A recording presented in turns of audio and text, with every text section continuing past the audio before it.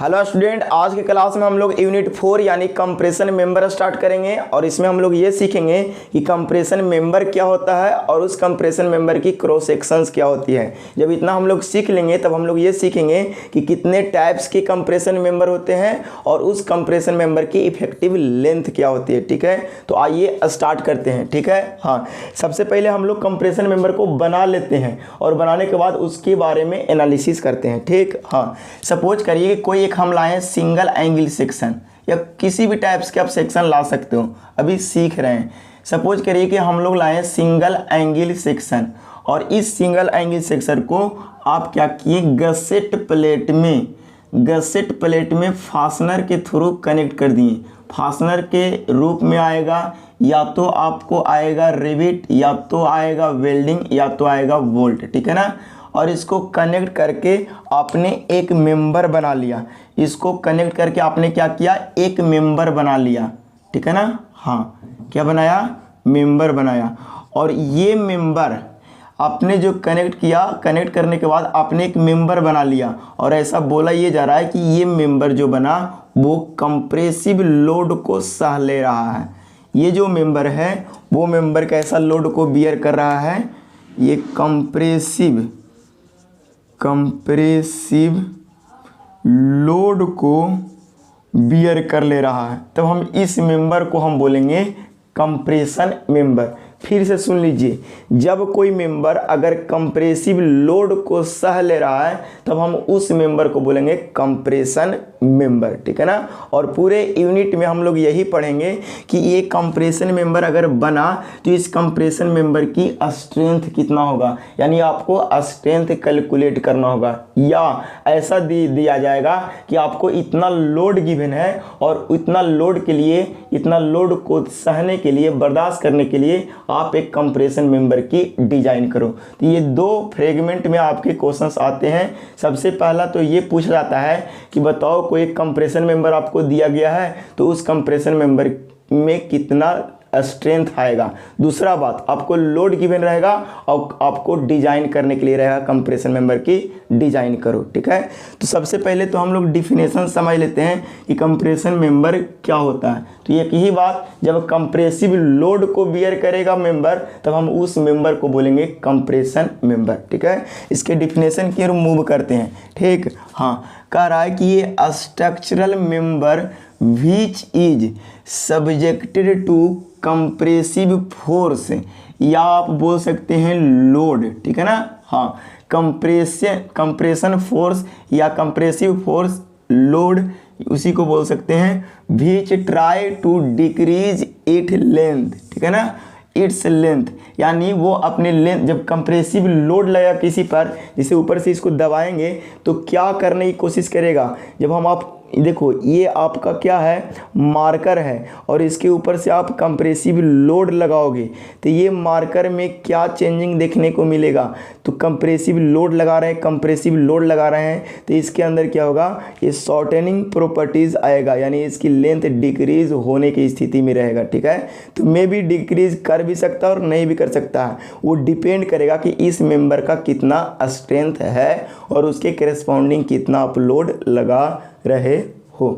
ठीक है, हाँ, तो कह रहा है which try to decrease its length, ठीक है ना, इज कॉल्ड कंप्रेशन मेंबर। ठीक है ना, इतना डिफिनेशन लिखने के बाद ये वाला फिगर को आप करेंगे कॉपी।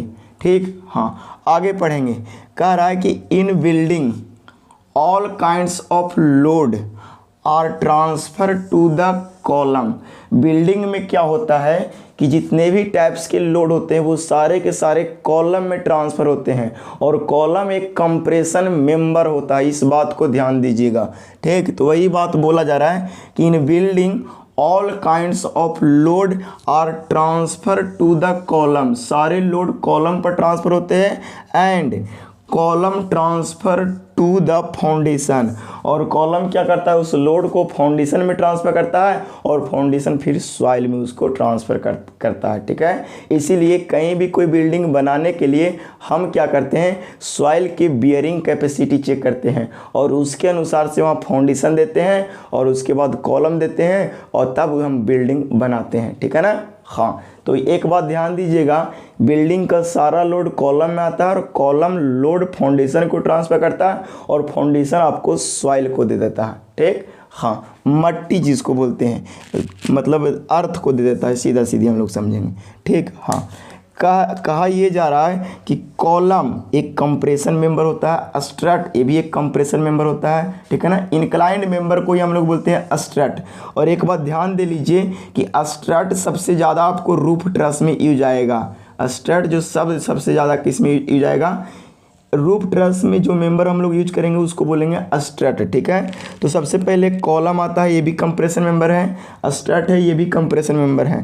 बूम्स, क्रेन का एक पार्ट्स होता है बूम्स, वो भी एक कंप्रेशन मेंबर होता है। यहाँ पे आप एक एनिमेटेड वीडियो एक फिगर को देख पा रहे होंगे। एक क्रेन है और उस क्रेन का वो बूम्स है, वो एक कंप्रेशन मेंबर के जैसा काम करता है।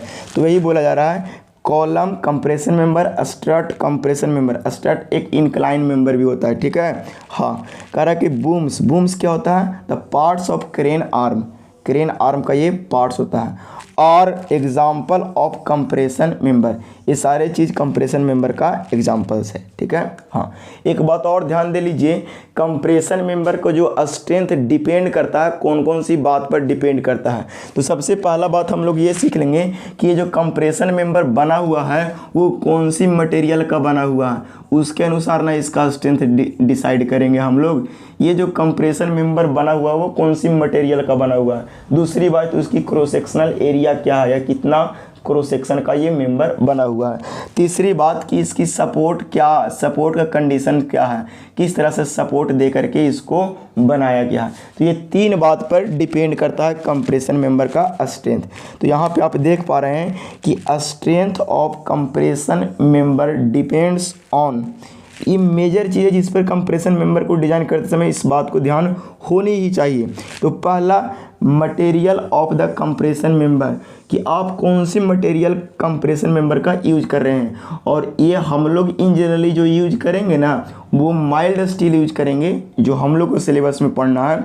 माइल्ड स्टील का यूज करके सारा का सारा कंप्रेशन मेंबर बनाएंगे, यानी AP 250 स्टील वाला यूज करके हम लोग कंप्रेशन मेंबर बनाएंगे। ठीक, दूसरा कह रहा है क्रॉस सेक्शनल एरिया, जो मटेरियल से हम लोग कंप्रेशन मेंबर बना रहे हैं उस मेंबर का क्रॉस सेक्शनल एरिया कितना है। तीसरी बात कि वो जो मेंबर हम कनेक्ट कर रहे हैं तो उस कनेक्ट करते समय उसकी सपोर्ट कैसा दे रहे हैं, उसका सपोर्ट पर भी कंप्रेशन मेंबर डिपेंड करता है।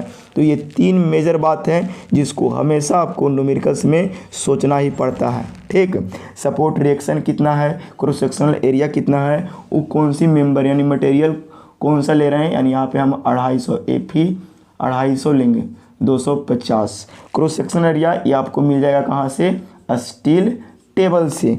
सपोर्ट कंडीशन कहाँ मिलेगा, ये मिलेगा आपको IS कोड से। ठीक, हाँ, तो इस चीज़ को आप बड़े ध्यान से एनालिसिस करोगे, इतनी सारी बात को कॉपी करोगे और इसे भी कॉपी कर लोगे। कॉपी करने के बाद आप लोग क्या करोगे, फ्रेश हेडिंग बनाएंगे, types of section used for compression member. ठीक है, हाँ, तो देखिए कंप्रेशन मेंबर कैसे बनाया जाता है। अभी हम बोले कि सेक्शन को गसेट प्लेट से या सेक्शन को सेक्शन के साथ कनेक्ट करके और हम लोग कंप्रेशन मेंबर बनाते हैं। तो किस किस टाइप के सेक्शन मेंबर हम लोग बनाएंगे और बनाने के बाद हम लोग फील्ड में यूज करेंगे। तो हो सकता है कि आप सिंगल एंगल को गसेट प्लेट के साथ कनेक्ट करके कंप्रेशन मेंबर बनाए हैं और उसको यूज किए होंगे। दूसरी बात कि 2 एंगल को एक साथ कनेक्ट करके और कंप्रेशन मेंबर बनाए होंगे और उसको हम लोग यूज किए होंगे। तीसरी बात, यहाँ पे आई सेक्शन या बीम सेक्शन, जिसको आई सेक्शन या बीम भी बोल सकते हैं, या कभी कभी इसको कॉलम सेक्शन भी बोलते हैं। ठीक है ना, तो इसको बीम भी बोलते हैं। इसे भी हम कंप्रेशन मेंबर के जैसा यूज करते हैं। या 2 चैनल सेक्शन को एक साथ कनेक्ट करके भी आप कंप्रेशन मेंबर बना सकते हैं, या सिंगल चैनल को भी आप कंप्रेशन मेंबर बना सकते हो। तो आप compression member different different types के सेक्शन को लेकर के आप बना सकते हैं। हो सकता है कि 2 गो बीम जिसको आई सेक्शन बोल रहे हैं, ये दोनों को एक साथ कनेक्ट करके आप कंप्रेशन मेंबर बना रहे हो, या 4 गो एंगल सेक्शन को लेकर के जब कंप्रेशन मेंबर बना रहे हो, या 2 गो चैनल सेक्शन को इस तरह से ओरिएंट करके, यहाँ पे ओरिएंटेशन अलग है, यहाँ पे ओरिएंटेशन अलग है। अरे ओरिएंटेशन मतलब रखने का तरीका या अरेंज करने का तरीका, यहाँ पे अलग है और यहाँ पे अलग है। तो हम यहाँ पे एनालिसिस करते करते आपको ये समझ आया होगा कि हम डिफरेंट स्टील सेक्शन को यूज करके और डिफरेंट वैरायटीज़ की आप कंप्रेशन मेंबर बना सकते हैं। कुछ इम्पोर्टेंट कंप्रेशन मेंबर का सेक्शन था जिसको यहाँ पे बोर्ड पर आपको दिखाया गया है, ठीक। हाँ, इसको बोलते हैं सिंगल एंगल, इसको बोलते हैं डबल एंगल, इसको बोलते हैं सिंगल आई, इसको बोलते हैं बॉक्स चैनल, देखने से ही पता चल रहा है बॉक्स टाइप के हैं। इसको बोलते हैं क्या, डबल आई सेक्शन, इसको बोलते हैं बॉक्स एंगल, यानी 4 गो एंगल को मिला करके एक बॉक्स लाइक स्ट्रक्चर बना, मतलब बॉक्स लाइक बना दिया जाता है। इसकी क्रॉस सेक्शन आपको ऐसा दिखेगा, इसलिए इसको बोलते हैं बॉक्स लाइक। इसको बोलते हैं डबल चैनल, ठीक है ना। तो आपके एग्जाम में कभी कभी 4 मार्क्स में पूछता है कि आप ये कंप्रेशन मेंबर का क्लीन स्केच ड्रा करो, ठीक है। तो उस स्थिति में आपको कम से कम मिनिमम 4, 5, 6 दिखाना ही होता। दूसरी बात, कभी कभी टेंशन मेंबर का भी दिखाना पड़ता है, तो ज़्यादा का अंतर है नहीं, बस वहाँ पे कंप्रेशन मेंबर यहाँ पे लिखना है और टेंशन मेंबर लिखना है। बस मटेरियल वही यूज करोगे, सब कुछ वही यूज करोगे, सिर्फ किस पर्पज़ से, कौन सा लोड को बियर करवाने के लिए, यानी सहाने के लिए आप बना रहे हो, ठीक। तो उम्मीद है कि इतना बात आपको समझ आया होगा और ये कंप्रेशन मेंबर का इंट्रोडक्शन भी समझ आया होगा। अभी तक जो हम लोग कंप्लीट किया, कंप्रेशन मेंबर कैसे बनाया जाता है और उसकी डिफिनेशन, और कंप्रेशन मेंबर कॉलम होता है, स्ट्रट होता है और बूम होता है, और उसके बाद हम लोग कुछ क्रॉस सेक्शंस के बारे में एनालिसिस किया। अभी इरेज करने के बाद अभी हम तुरंत मूव करते हैं, तो कितने टाइप्स के कंप्रेशन मेंबर होते हैं उसको समझ लेते हैं। उसके पहले कॉलम क्या होता है, स्ट्रट क्या होता है और बूम क्या होता है, ये तीनों का डिफिनेशन को समझेंगे, क्योंकि आपके सेमेस्टर एग्जाम में कभी कभी 4 मार्क्स के थ्योरी में पूछ लिए जाते हैं, ठीक। हाँ, तो सबसे पहले कॉलम को समझते हैं। कॉलम एक वर्टिकल मेंबर होता है। क्या होता है? एक वर्टिकल मेंबर होता है जो आपके लॉन्गिट्यूडनल एक्सियल लोड को रेजिस्ट करता है, ठीक है ना। हाँ, सपोज करिए कि ये कॉलम है और इस कॉलम के ऊपर अगर कोई लॉन्गिट्यूडनल एक्सियल लोड आ रहा है तब उसको रेजिस्ट करने के लिए जनरली हम लोग कॉलम बनाते हैं, ठीक है। इसी चीज़ को यहाँ पे डिफाइन किया गया है, it is a vertical compression member. एक ऐसा होता है वर्टिकल कंप्रेशन मेंबर होता है in which load is acting concentric to the longitudinal axis. इस लॉन्गिट्यूडनल एक्सिस के लॉन्ग अगर लोड लग रहा है इसके कॉन्सेंट्रिक में, तब हम उसको बोलेंगे कॉलम, ठीक है। हाँ, आय कह रहा है कॉलम आर आल्सो कॉल्ड स्टोनचियन, ठीक है ना। कॉलम का एक और नाम होता है क्या? स्टोनचियन। दोनों में थोड़ा सा का डिफरेंस है, ठीक। हाँ, आगे कह रहा है स्ट्रट क्या होता है? तो स्ट्रट जनरली जो होता है ना कि एक कंप्रेशन मेंबर ही होता है, लेकिन उसको रूफ ट्रस में यूज करते हैं, ठीक। हाँ, जैसे में मान लीजिए कि ये कोई आपका रूफ ट्रस है, यहाँ पे आप देख पा रहे होंगे ये रूफ ट्रस है। तो रूफ ट्रस में यहाँ पे भी कोई ऐसा मेंबर लगाया गया होगा, ऐसा ऐसा ऐसा ऐसा, यहाँ पे इस तरह का मेंबर लगाया गया होगा। तो बड़े आराम से समझिए कि यहाँ पे ये मेंबर इनक्लाइन मेंबर है, ये मेंबर इनक्लाइन मेंबर है। अगर इसको ए और बी बोले और इसको सी बोले तो ए बी भी एक इनक्लाइन मेंबर है और बी सी भी एक इनक्लाइन मेंबर है, और बोला ये जाए कि ये दोनों कंप्रेसिव लोड को सह रहा है, तो इस मेंबर को हम लोग बोलेंगे स्ट्रट। क्या बोलेंगे? स्ट्रट। तो स्ट्रट क्या होता है? तो इनक्लाइन कंप्रेशन मेंबर होता है, ठीक है ना। हाँ, इस चीज़ को आप समझिएगा। तो कह रहा है it is a member, it is a compression member in which load is acting concentric to they are vertical or inclined। Generally strut incline ही रहता है, ठीक है ना, इंक्लाइन ही रहता है, ठीक। हाँ, and normally have a small length, और इसका लेंथ क्या होता है? बहुत छोटा होता है। आया कह रहा है स्ट्रट और compression member used in roof truss. देखो स्ट्रट का कहाँ पे यूज करते हैं, रूफ ट्रस में जनरली यूज करते हैं, ठीक है। हाँ, और कह रहा कि ब्रेसिंग सिस्टम, जैसे कोई दो कॉलम बना रहे हैं ऐसा दो मेंबर का यूज करके, तो वहाँ पे क्या किया जाता है कि ऐसा ऐसा लगाया रहता है। इस सिस्टम को बोलते हैं ब्रेसिंग सिस्टम। लास्ट में आपको ये बताया जाएगा कि जो ब्रेसिंग कैसे कैसे करते हैं और ब्रेसिंग क्या होता है, ठीक है। तो ये सारे सिस्टम को हम लोग बोलते हैं ब्रेसिंग सिस्टम। नहीं देखे कोई दो को मेंबर को इस तरह से ऐसे ऐसे कनेक्ट कर दिया जाता है बिल्डिंग मार के, आप फिगर में देख करके क्लियर कर लीजिएगा, ठीक। बूम क्या होता है, तो बूम कुछ नहीं होता है। बूम यहाँ पे थोड़ा सा इसको इरेज करते हैं, इरेज नहीं करके यहाँ पे लिख देते हैं। देखिए बूम क्या होता है, जैसे क्रेन आप देखे हैं, तो क्रेन में एक ऐसा मेंबर ऐसा बना रहता है और यहाँ पे केबल लटका रहता है उठाने वाला, ठीक है ना, ऐसा।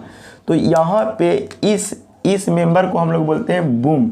और यहाँ पे भी आपको क्या यूज करते हैं, यहाँ पे भी एक कंप्रेशन मेंबर यूज करते हैं। ये सब कंप्रेशन मेंबर है क्योंकि ये कंप्रेसिव लोड को बियर करता है। तो ये बूम भी एक क्या है, मेन मेंबर होता है क्रेन का।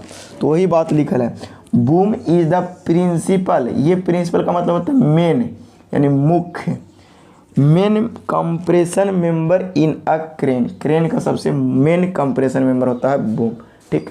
ये सारे चीज़ को आप समझिएगा और इसको कॉपी कीजिएगा। अब हम लोग मूव करते हैं क्लासिफिकेशन ऑफ कंप्रेशन मेंबर। ये सारे डायग्राम को आप कॉपी करेंगे और इसको हम फिलहाल इरेज करते हैं, ठीक। जो कि कॉलम के बारे में पूरा पढ़ना और स्ट्रट के बारे में यहाँ पे इस टॉपिक में पूरा पढ़ना, ठीक। इसीलिए हम लोग आगे थोड़ा सा डीप में पढ़ेंगे। अब हम लोग देख रहे हैं क्लासिफिकेशन ऑफ कंप्रेशन मेंबर। तो कंप्रेशन मेंबर का क्लासिफिकेशन आप मटेरियल के बेस पर भी देख सकते हैं कि वो कंप्रेशन मेंबर किस मटेरियल का बना हुआ। लोहा का भी बन सकता है, लकड़ी का भी बन सकता है, वुड जिसको बोल सकते हैं। लोहा कहने का मतलब हम लोग यहाँ पे स्टील बोलेंगे, स्टील का भी बन सकता है, ठीक है ना। कंक्रीट का भी बन सकता है कंप्रेशन मेंबर, ठीक है ना। तो डिफरेंट टाइप्स के मटेरियल का यूज करके आप कंप्रेशन मेंबर बना सकते हैं। तो हम लोग क्लासिफिकेशन डिफरेंट टाइप्स के मटेरियल के बेसिस पर नहीं लिखेंगे, ठीक। हम लोग पढ़ेंगे कि कितने टाइप्स के कंप्रेशन मेंबर होते हैं। तो हम लोग ये सीखेंगे कि एक शॉर्ट कंप्रेशन मेंबर होते हैं, एक इंटरमीडिएट कंप्रेशन मेंबर होते हैं और एक लॉन्ग कंप्रेशन मेंबर होते हैं, जो डिसाइड किए जाते हैं on the basis of slenderness ratio. Just आगे जब सिलेंडरनेस रेशियो बताया जाएगा तो उस समय बताया जाएगा कितना से कितना रेंज तक को बोलेंगे लॉन्ग कॉलम, कितना से कितना तक रेंज को बोलेंगे शॉर्ट कॉलम और कितना रेंज को बोलेंगे इंटरमीडिएट कॉलम, ठीक, या कंप्रेशन मेंबर, ठीक। हाँ, तो सबसे पहले तो हम लोग ये देख लेते हैं कि ये जो कंप्रेशन मेंबर अगर शॉर्ट होगा तो कौन कौन स्थिति में फेल करेगा। अगर ये कंप्रेशन मेंबर अगर इंटरमीडिएट होगा तो कौन कौन सी स्थिति में फेल करेगा।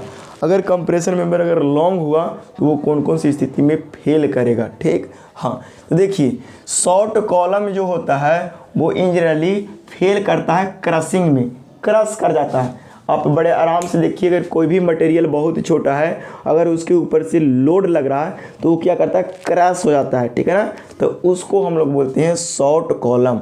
और शॉर्ट कॉलम इंजनरली जो फेल करता है वो किस में फेल करता है, क्रशिंग में या यील्डिंग में, ठीक है। हाँ, दूसरी बात, इंटरमीडिएट कॉलम क्या होता है या इंटरमीडिएट कंप्रेशन मेंबर किस में फेल करता है, तो ये फेल यील्डिंग में या तो बकलिंग में। कोई कॉलम के आप या कोई कंप्रेशन मेंबर का आप देखोगे कि अगर ऊपर से लोड लगाओगे तो या वो बकल कर जाएगा। बकल कहने का मतलब आप लोग को नहीं समझ आ रहा है, अभी यहाँ पे सबका एनिमेटेड फोटो आ रहा होगा और उसे समझ पा रहे होंगे। देखिए, अगर बकल कहने का मतलब ऊपर से जब लोड लगाएं और नीचे से तो कोई सरफेस ही होगा, ठीक है ना। तो यहाँ पे इस तरह से ऐसे मुड़ जाएगा, तो इसको हम लोग बोलते हैं बकल कर गया। क्या बोलेंगे, बकल कर गया, ठीक है ना। और इसको बोलते हैं बकलिंग। क्या बोलते हैं, बकलिंग। तो कंप्रेशन मेंबर अगर इंटरमीडिएट है तो वो तो या तो यील्डिंग में फेल करेगा या बकलिंग में फेल कर सकता है, ठीक। अगर कंप्रेशन मेंबर लॉन्ग है, अगर लॉन्ग कंप्रेशन मेंबर है तो वो फेल करेगा इलास्टिक बकलिंग में। यानी बकलिंग में दो टाइप के कंप्रेशन मेंबर फेल कर सकते हैं, इंटरमीडिएट और लॉन्ग, लेकिन क्रशिंग में आपके शॉर्ट कंप्रेशन मेंबर ही फेल करेगा, ठीक।